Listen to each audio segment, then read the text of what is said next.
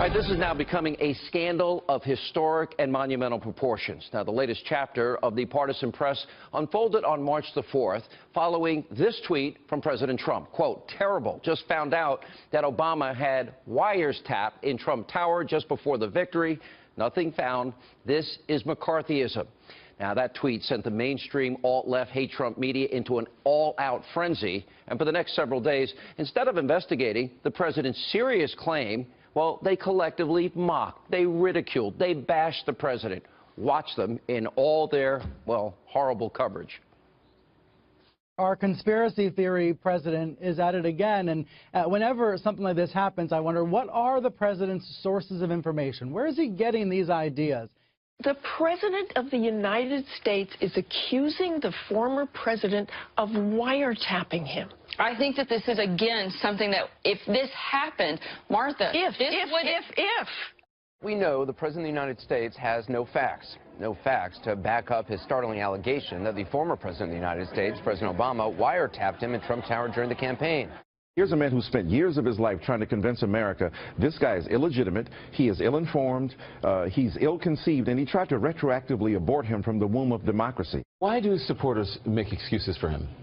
Well, because they're complicit in it, because he's not the product of himself. If we're sticking to horror, Frankenstein is the name of the doctor, not the monster. He's got virtually no support on Capitol Hill on this statement, Jake. It's amazing to watch the White House continue to argue that the earth is flat. Well, it turns out the destroyed Trump media, they had no facts when the partisan press, when they got bored scolding President Trump over his tweet, well, they went right back to the same old tired conspiracy. 8 months now, Trump colluded with the Russians to win the election. A baseless claim that the mainstream media has been out there with all these months without one single shred of evidence, not one. Watch this.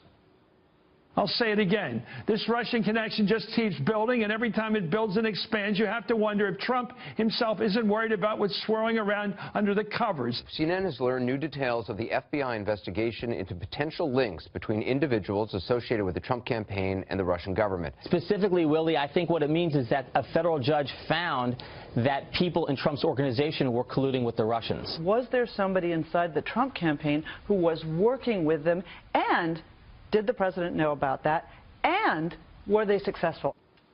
8 months later, all innuendo, zero facts. Then on March 22nd, the House Intel Committee Chairman, Devin Nunes, he announced that he had credible evidence that President Trump and members of his transition team had been caught up in, quote, incidental surveillance where their names were, in fact, also unmasked.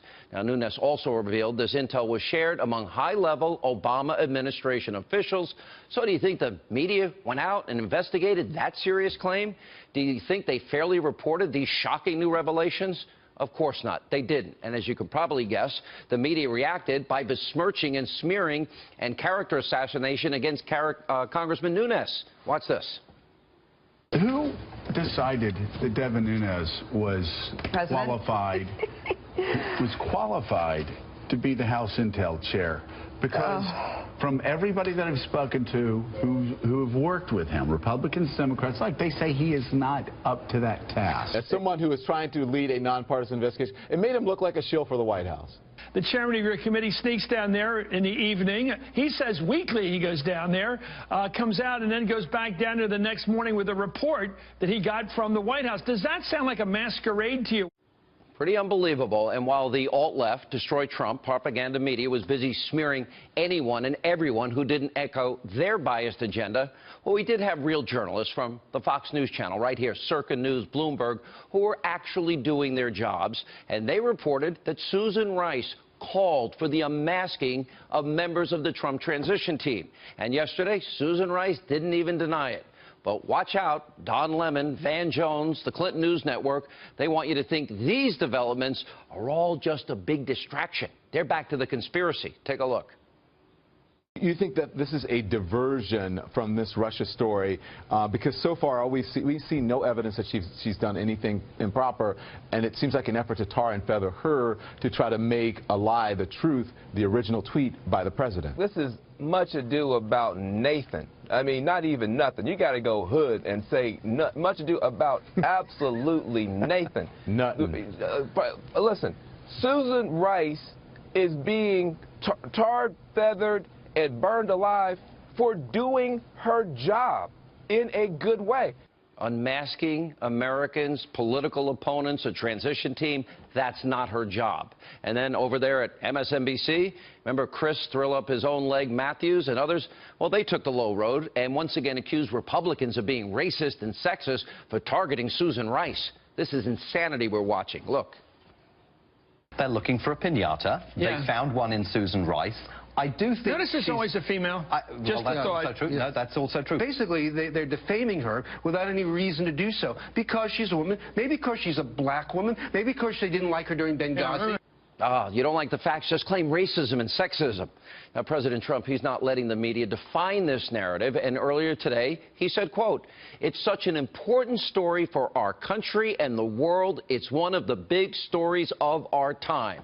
So here's the challenge. Will the partisan, destroyed press media treat the story with the importance it deserves? Will they continue to weaponize and politicize national intelligence, reveal the names of innocent Americans when there is no warrant to spy on them? Will they ever get to the bottom of who released and classified information and intel about Michael Flynn? Will the media, how's this, will they ever apologize for ridiculing President Trump over his surveillance claims now that he is proven right? My message is clear. ABC, CBS, NBC, CNN, all of their friends at the national print media, the New York Times, Washington Post, it's time to realize that your level of partisanship and hatred for the president has now gotten in the way and totally clouded your judgment in what is now one of the biggest scandals in American history. Now, maybe you do something right for once. Maybe admit your bias. Maybe apologize to the American people. Maybe apologize to the president because your veil of unbiased journalism is a sham. Don't hold your breath. I'm not expecting the apologies or the corrections.